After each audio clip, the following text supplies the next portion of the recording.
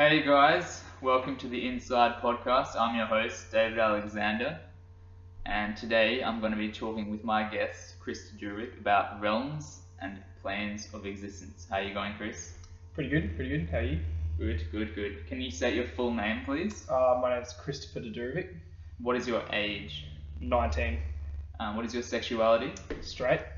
What is your schooling work experience? Went to Brisbane Grammar School, currently at the University of Queensland, and have a job at Subway. Cool. What is your relationship with the host, me? Just been mates for a while, Nice. a couple of years. Okay, would you rather live in the hills of, say, Norway or Yellowstone Park, or the beach at Rio de Janeiro? Have to say beach at Rio de Janeiro. Classy, the Yeah. girls. Cool. Alright, and your leading question is, do you think that the realm that we live in, or the world, or the plane of existence, is concrete?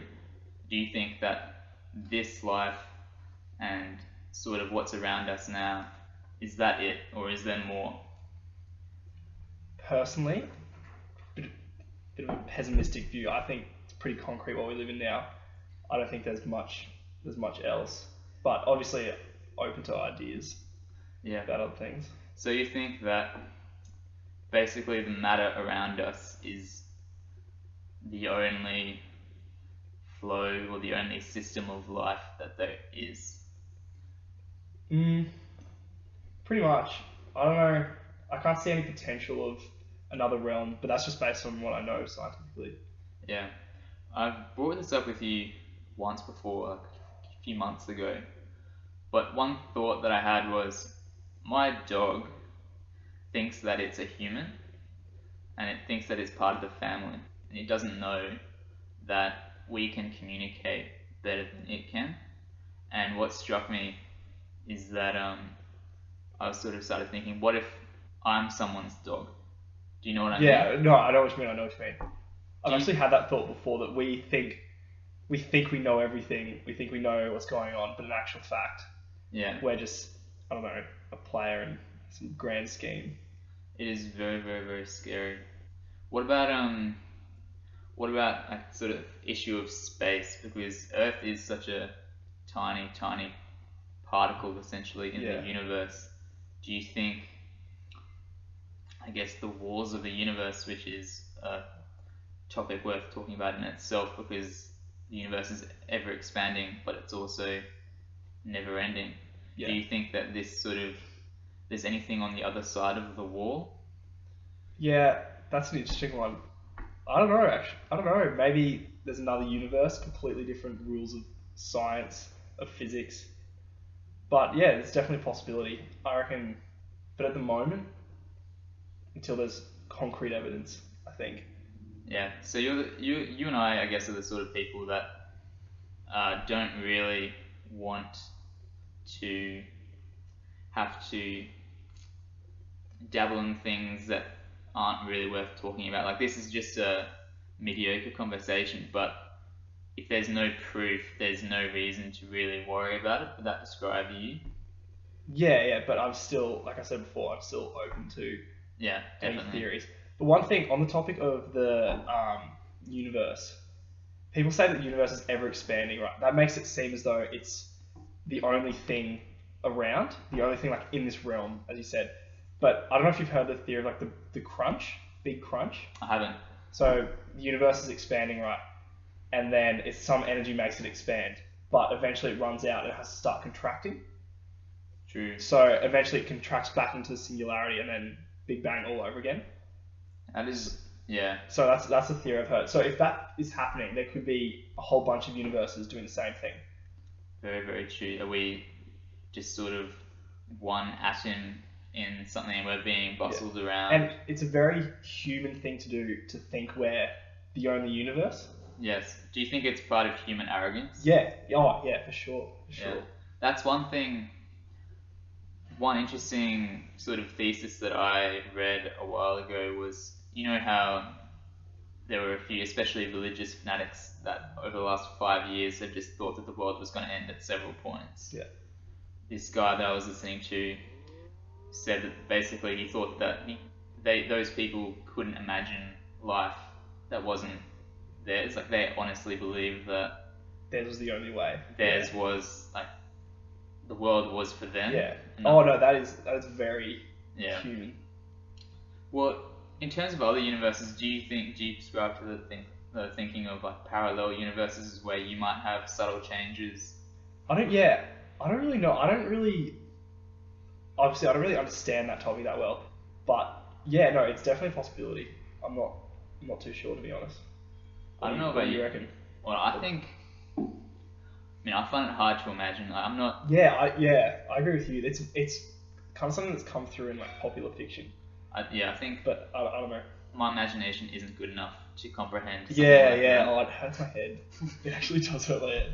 But if you met yourself, say from another parallel universe, and it was essentially you, do you think you'd get along? Well, you have a twin brother, so that's kind of Well, I honestly think it's a bit of a silly concept, parallel universe. yeah. I don't put any. I don't understand the credence reasoning behind it, but in it. No, that's I true. think- I We're not think- scientists. Anybody who's listening to this. yeah, just normal people. But honestly, like if I ran into myself, I think I would hate myself. I think the very first thing that we would likely be to do would get in a fight. Do you know what I Oh mean? yeah. Well, that's yeah. No, I can see Yeah. that happening. Well, I guess intrinsically linked to the topic of this realm is what is before it, what is after it, especially what is the afterlife. What do you think about? We'll start with the afterlife. We'll start with what comes after. Yeah, I've had a lot of things about this actually. I honestly think you just stop existing. Yeah. You just go back to being whatever elements made you up, just decay. Yeah. Very pessimistic view, but It is very bleak, and I would have to agree with you. That's something. I mean, I used But I to be. yeah. Sorry, what were you saying? I used to be very, very religious, and then I had sort of a watershed moment where I just thought, like, I'm very much a passenger, and Yeah. once I'm gone, I'm gone. Do you know what I mean? Yeah. No, that's true. It's really religion. It's an interesting topic, but yeah, I honestly agree with you there that you're just a passenger, and then once your time's up, then that's it. And like it's hard to think that it could happen, but I think it just does.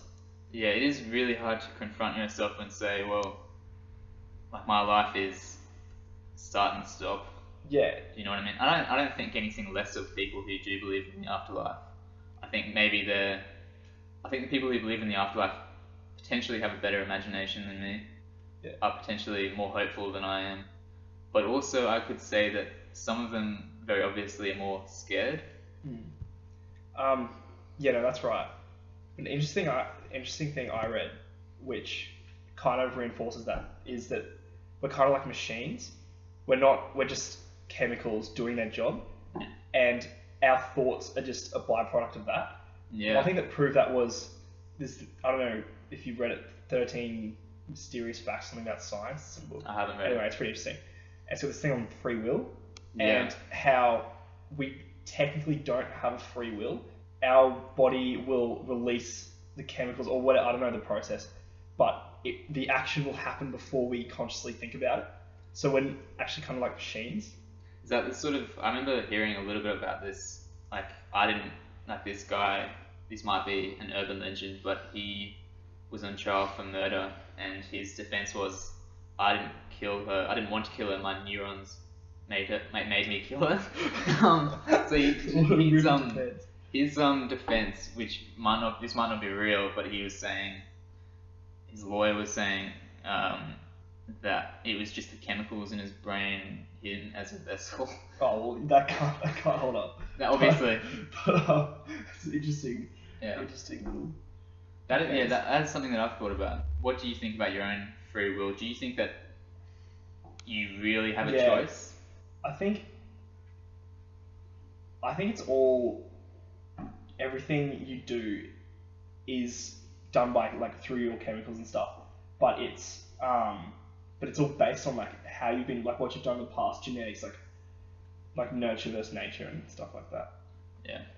Well, I guess we've both answered the question about the afterlife. We think that it just ends, and it's just you close your eyes one last time, I suppose. Yeah. And that sort of also answers the question about what happens before we started living. But what is interesting to think is that all humans are made up of stardust. Yeah. What originally was like a star. And so the cells in our body, they reproduce each other, but what we were has had life before us. Yeah. Do you understand what I Yeah. mean? We're technically just recycled elements. Yeah, that's a very good way of putting it. Do you think,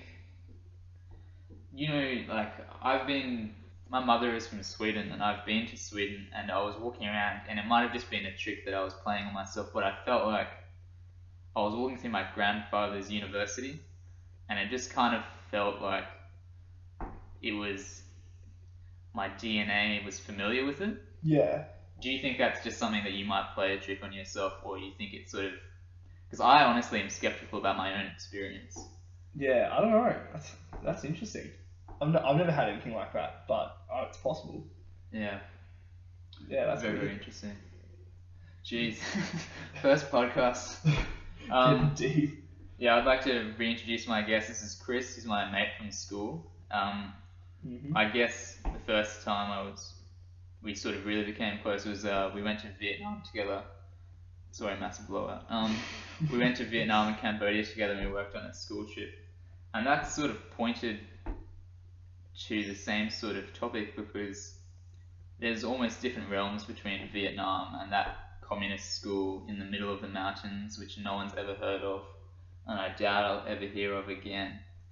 And where we're sitting now, and where people who are listening to this are sitting now. What do you think of that? Because our experience in life doesn't mean jack shit to them, and what they're doing doesn't mean anything to us. Yeah. They may as well not be there. We may as well not be there for them. Do you understand? Yeah, no, I know what you mean. Yeah, I can. It's very different. It's just completely different society. I don't know about like realms, how you can relate that to realms, but yeah, how they perceive. I reckon how they perceive their existence would be completely different to us. Yeah. Like, yeah, I don't know. Maybe I'm not sure. They're probably very religious, I'd say. I would say they're very religious as well. And I would also say that the things that they don't know, like they don't know how much they don't know, just like we don't know how much we don't know. And what we don't know is actually, we have a lot more in common. What they don't know has a lot of similarities to what we do know, and what we don't know has a lot of similarities to what they know. Yeah. I guess the point I was making just before is there a difference between us in that village in Vietnam and us in, molecules that are alive on a planet that no one could ever see because it's so far away? And the same goes for remote communities in Africa or other ones in Asia. Is there a difference really between us and them, and us and an alien living 50 million light years away? I don't know. I don't think as much, but yeah, they're so secluded, and so their society's so different. They live such a different life that yeah, perhaps there is. But at the same time, we live in an interconnected world. We still did come across them, so we did, and that's sort of a byproduct of the things that our ancestors have done, both theirs and ours. And if it weren't for the internet, if it weren't for sort of accelerated travel via, obviously it started with the technology to make a rowboat, and then an engine, and then a steamboat and a plane. Yeah. But we're all sort of coming together on this earth. But that society, that community, it was one of those that wasn't really affected by Western life. It was kind of like a flashback into history. Yeah. Because they had, obviously some things, some of the food products they had, technology, but take that away, it would have been a completely different world to what we live in now. Yeah. Well, actually, do you remember the cheerleading routine that they had? No. Remember when we had to do when we had to sing, we sung Waltzing Matilda. Oh yeah. And they did the pole. And they did the make it sound like they were pole dancers. They did some traditional dances for us, and one of those involved these long bamboo shafts that they use as sort of percussion instruments as well as dancing tools. Yeah. But that was like the oddest moment that I've ever experienced. That like they had prepared a full cheerleading routine, and they'd obviously seen it from US shows, and they thought that it was the coolest thing, and I suppose they tried to emulate it. And I think, what do you think about how we're all getting closer? Like these days, I could talk to you if I was in Sweden. I could just jump on Facebook and talk to you. Yeah. Do you think? Oh, yeah, I think you'll start to find that societies will become a lot more similar. Yeah. And everything will equalize. I don't know how. It might take a couple of years, a couple of centuries. Yeah. But eventually we'll become one big global community. I would have to agree with that. I think the world is getting smaller. Not even a couple of centuries, I reckon less than that. Because technology is just insane these days. You can do almost anything. Well, this isn't really relevant, but one thing that I'm worried about is that it won't equalize, that some cultures will just be completely destroyed. Yeah, no, that is true. They won't be able to keep up. Yeah. But at the same time, society, like, the world doesn't really let that happen that often. Yeah, well, we are becoming a lot more... like, part of the direction we're heading means that we won't allow other communities to die out. That is very much true. And I would have to say that we're becoming more culturally sensitive. Yeah, exactly. That's the word, culturally sensitive. And do you think, because, I mean, in Australia, where we're at the moment, there are cultures that our ancestors, or I don't know, do you have settling ancestors? No, I don't think so. Well, I do. I have Scottish and Irish free settlers and convicts. How far back does that go? 200 years. My one of my ancestors was one of the very first Queensland premiers. Whoa. And he got busted up for corruption as well. Anyway. Hey, that's a story for another time. Yeah. So part of my ancestral history is that like my family contributed towards the destruction of a few cultures in terms of the Brisbane area, the Moreton Bay area, and Aboriginal that is tribes. Yeah. Do you think that sort of, a lot of people will say like, even going back to Achilles, like remember my name, and like Achilles was hell bent on people remembering his name through song and poem because he believed that he would live on in that way, and he didn't want to become a demigod. Yeah. He was somewhat like Hercules, is that correct? Yeah. And he sort of lives on through tale, and the culture does the same sort of thing. Do you think that can be preserved and like things are given life, or do things die when the complete authenticity of it just falls to the wayside? Well, with the Achilles example, like that, I don't know if he was a real person or not, or like a representation of just someone kind of like that. But that's kind of, I don't really believe it, to be honest. It's not really plausible. Yeah. And so that's kind of died out for me. But it's a good like story. So. Yeah, it's my favorite. It would have to be my favorite story. Oh well. I guess with the planes of existence. Oh, that's another thing that I wanted to touch on. Going back to my dog. Apparently, there's research going on that I've read briefly that different animals can see, well, actually not see. They have sensory receptors that can pick up different bits of information that we can't possibly imagine. And they haven't concluded this, but do you understand what I mean? Like we can't imagine. It's so possible because like we don't think it could be possible, but by not believing it's possible, it is so possible. Yeah, and it's not like you could ever actually see, like, well, imagine in your brain, in your mind's eye, any sense, because you're using your own senses to imagine that. It's almost it's almost stupid to be talking about it because there's so much we don't know, and there's so much we think we know, but in actual fact we don't know it. So all these theories could just be that we put forward could just be completely wrong. Yeah, that's very much true. Like, if the afterlife is real, then so we could have just paid our tickets straight to hell. Yeah, probably. I'm sure we'll be fine. Do you think that what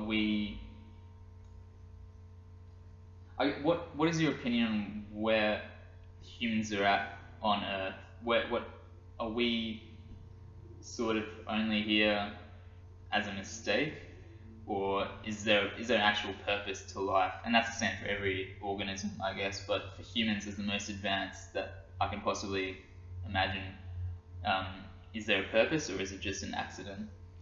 I think it's just an accident, to be honest. I think it's an accident as well. An evolutionary accident. We've just occurred. But it's an interesting theory because basically, if we were here with a purpose, we wouldn't be like wiped out. Like with the Ice Age and stuff like that, or like any animal, we wouldn't be allowed to be wiped out by some greater force. If you know what I mean. Like if we did have a purpose, that stuff shouldn't really happen to us. Yeah. So the fact that it's so easy to just kill off humans. That's true. Means that we can't really be that important. Yeah. I mean, I don't think I'm important. I don't think anyone really is important. Yeah. But I think we're an accident as well. But the things that do survive, the creatures that thrive, are thriving because they have the tools to survive, and there are creatures that go extinct every day, but the ones that are surviving are just the best at it, and they're the best at keeping themselves alive, and they're the best at reproducing. Yeah. And I honestly think that the only thing that we're here to do, if there is a purpose, I'm not sure there is, but if there is a purpose to our lives, it's just to stay alive. Yeah, no, that's exactly right. Create a new life. That's it, I reckon. Yeah. But where does that come from though? Like, why do we want to keep reproducing when we don't really have like a purpose?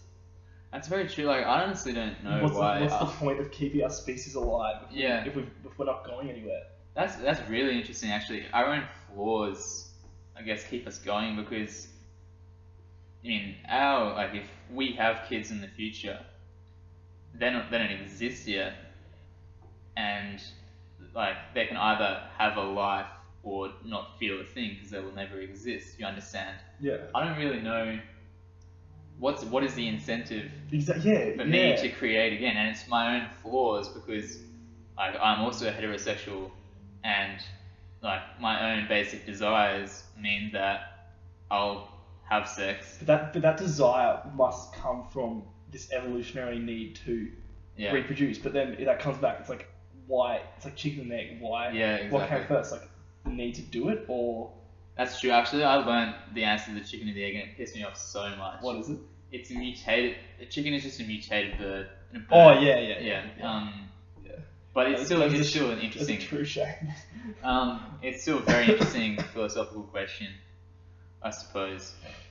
And I suppose maybe a better topic would have been just life in itself. But it's so interesting. Why are these organisms even fighting it out? Because they have fear, they have their own flaws. You know what I mean? Yeah. And there's no evidence that there's any reason to do it. Yeah, it's like you're studying law at the moment as well as commerce. I'm studying business at the moment, and like there is pain in front of us. Oh, there is. Like for both of us, we're going to be putting in a lot of hours when we first get out of university, and it's a rat race to even get a job, and we're doing it because we imagine a light at the end of the tunnel. But when I think of that's like humanity, are we imagining like a light at the end of humanity's tunnel, but like there isn't really anything? No. I mean, I suppose we're here, and that's the other thing. I mean, sometimes people who are very, very religious say things like, why, if you don't believe in an afterlife, why are you even here? Why don't you just kill yourself? Because like it's not going to make any difference to you. But I suppose the way we're programmed is just Survival. that's yeah. I look at it, they look at it in a way like if there's not an afterlife, what's the point? And that's not all religious people. That's just some. And that's dangerous as well, like with the Yeah. like fundamentalists that do crazy things because Yeah. they think there's no point if you Yeah. don't People have taking life. like their philosophical views inflicted on other people. Yeah. But the way I look at it is like, okay, I'm here. Like, honestly, if I had the choice to exist or not, I'd probably be like, fuck that. Why? Because like, Yeah, no, I know what you mean. I would say that I've had a very happy life so far, but still, like, the choice between just nothing and all this anxiety that everybody feels just to get ahead, like, I mean, there is no point to us, but the way I look at it is, well, I'm here. I can't do anything about the fact that I'm here, so I'm going to extend my life for as long as possible and be as healthy as possible Yeah. because I don't think there's anything. I think, yeah, on survival, I think it's also because we're kind of afraid of what happens after we die. We've got no idea, afraid of the unknown. So we just want to postpone it for as long as we can. No, I remember being in, I think this is in about year 11, I had like those thoughts exactly were going through my head. Like, there is like I was filled with anxiety because it's like, when I die, more likely than not, that's it. And so I was like fretting because, and I'm very relaxed now, but I was like, oh shit, what am I gonna do? Yeah, yeah. It was tough. Yeah, No, it's a scary thought. yeah. It keeps you up at night. And I guess the way to approach like the realm and the plane of existence is we only have so much information. If there is other things that we can't observe, well, we can't observe them, so we have to just act on our best instincts. I don't know about you, but do you ever get frustrated because you won't live to see these things being solved, or like attempted to be solved, like a theory that's kind of satisfying to know as a human? Yeah, absolutely. Like you saw the Big Bang Theory. Did you see that episode where he tried to I haven't state seen it. everything happened? He calculated when he was going to die, and everything was discovered like a couple of years after that. So he tried to stay like I do think about that with scientists actually, like that must kill scientists. I don't know how. Yeah. I don't know how they can do that. I mean, they obviously would be proud to put in a lifetime work to solve something like a cure for cancer or something like that. But if they can't see the end of it, they must just Yeah. be so like pissed. Yeah, I know. Um, it definitely, but I suppose we're here. That actually leads me to another thing. It's very all over the place, but you know how there's another coming back to human arrogance. We always talk about like um, how this is the best time to be alive. Yeah. I mean, we always look back to history, and obviously that's Um, like the 21st century. yeah. Oh, yeah. Like never has it been. Never have you had a greater chance of survival. Yeah, yeah. And you can study history and those subjects and those arts, but people never look ahead. Do they know? Like, and these are the people that I'm talking about, like who buy like the latest technological goods straight away to laugh at the people who still have the old iPhone or whatever. Yeah. But what's in front of us is an open book, and I think people don't look at what's in front of us because we only look at what we have in relation to others. And I think that's another aspect of human arrogance. Yeah, no, I've never thought about that actually. Yeah. It's interesting. Yeah. What do you think? I mean, I'm not going to speculate what's going to happen in the future in terms of concrete things. What do you think? Where do you think humanity will move? Oh, I don't know. Anything could happen. We could evolve. I reckon we could evolve. Yeah. But there's nothing for evolution to happen though. There needs to be something that threatens us. That's true. And we live so that we remove threats. Like that's just the very nature of our species. And we won't evolve unless something comes along that makes us have to evolve. That's a really good point. But Do you think we'll go, I actually think that we'll grow physically weaker because Oh, for sure. Yeah, because the way. So, do you want to? I'll just say, unless our diets improve drastically and science takes us there, like in terms of evolution, these last maybe 200 years, the only time where being like smart up in your brain is more important than your physical attributes. Yeah. No, that's true. But on top of that, I think we will also get weaker, like not just physically, but like generally as a species. Classic example is the cesarean Oh yeah, and birth, also because because you can do that operation. It doesn't. Sorry, this is kind of a bad thing to say, no, but it doesn't kill off yeah, genetically like weaker females, it's and then as such they give birth to weaker offspring. Terrible thing to say, but like it's true. definitely it's a very like it's such a large grey area because like we feel as humans, and I would have to agree that we feel like we have to look after the people who aren't as strong as we are. Yeah, yeah. Because we're like extremely privileged, and Yeah, that's like an entire different podcast in itself. But how we have to look after these people, that's how we feel. Yeah. But like the thing is, this is a terrible joke, and this podcast is meant to the shitter. But I was listening to this guy, and he was like, if we just all closed our eyes for a year, all the people with nut allergies would be gone, and that would never be a problem again. I mean, I've got allergies, so it's a terrible thing to say. But honestly, like if we just stopped labeling it with nuts, nut allergies would never be a problem again. Oh yeah, no, it's so true. And we are definitely making ourselves weaker. Yeah, we're countering evolution. I'm a bit of an evolutionist, so Yeah, definitely. That's all I can see. yeah, I can't. Yeah, I don't think anything else can really. I mean, I still give because like we think it's possible.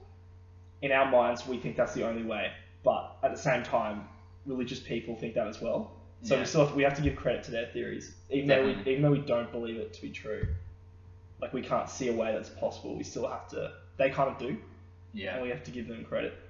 you do. Like it's something that annoys me so much in terms of Christianity is like there are a plethora of scientists who laugh at Christians, and like that annoys me because it's offensive to like a lot of people.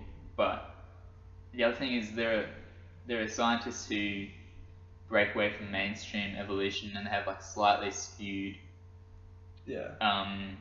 very very slightly skewed evolutionary theories that like it might just be 1% of the code of evolutionary theory, but scientists just refuse to believe it. Like they refuse to accept it until it starts taking credence, and in the exact same way that someone who is very religious refuses to accept science. Yeah. These scientists refuse to accept anything different from what is established, and that like evolutionary theory is still extremely. That's not personal arrogance though. That's like we were talking about. That's human arrogance. Yeah. And that just the hubris. It's the very same. I think it's holding us back in terms of like the disrespect that we give some people. Yeah, yeah. That's really interesting. Dave Chappelle. Do you know Dave Chappelle? No. Is I've heard the name. The African American comedian. Is really famous, and the one thing that he says is like he cannot stand when people say that someone's crazy, because that means like they've just said, what the fuck are you talking about? You're crazy. I don't want to listen to you anymore. But like you're not seeing what that person's seeing. Yeah, Maybe they are mentally unwell, but like you're just writing them off. Yeah, no, I agree with that. Yeah. Well, yeah. Oh, Jeez. My head hurts.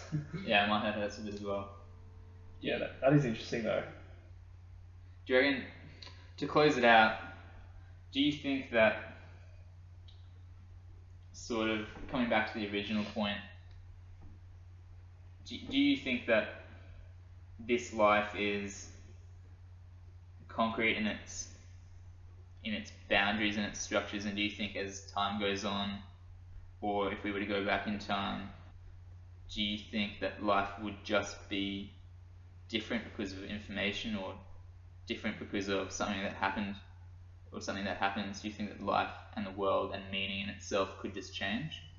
Wait, sorry, what do you mean? So, Like, if before, for example, for the very first horse that got broken in and had a saddle put on its back, or had someone jump on its back and try and ride it, like, what the fuck is this guy doing? yeah. And then after that, they're like, my life is different, like, this is different. Do you think that that could happen, or do you think that this is, we've exhausted sort of Oh, no the way. opportunities? No way. There's way more. That's arrogant in itself to say Yeah. that we're the peak of society. We've exhausted Yeah, all sort of peak of values. humanity. No way. There's way more stuff to happen. Yeah. That's like those people. Who was it? Some scientist quit their job because they thought everything had been invented in like Yeah. the 1900s, early 1900s. Yeah, that's, Dude, I don't know. 80 days around the world, that's like, and the guy was like, I bet you I can fly around the world in 80 days. And they're like, it's impossible. Yeah. And they thought that the fastest you could go was like 12 miles an hour. Like, nothing could be faster than that. Yeah. Something Oh like no. that. Yeah. That's no. I reckon there's plenty more. Things happen every day. Yeah. New things get discovered every day. No. Awesome. That's why I think all these questions we're asking will be solved, or at least really good theories we put out there. Yeah. Nothing will ever really be solved, but I reckon there'll be really strong theories. That's very true. Like, I sort of fall back on the default scientific position, but it's Yeah, worth remembering yeah. that, like, Darwin's evolutionary theory and, like, the choice of mating partner, that's not that old. Like, it's very rough around the edges, that sort of thing. Yeah. Alright, I reckon we've covered everything for the day. I don't think I could possibly think of anything new. Yeah. No. I'm exhausted now mentally. Thanks, Chris, for coming on. No worries. Thanks for having me. Hopefully I can get you back on soon. Yeah, that'd be awesome. Everybody, if you're listening at this point, I'm really sorry. I'm sure that your head's in a lot of pain as well, but thanks a lot. I'll see you next time. Thank you. See ya.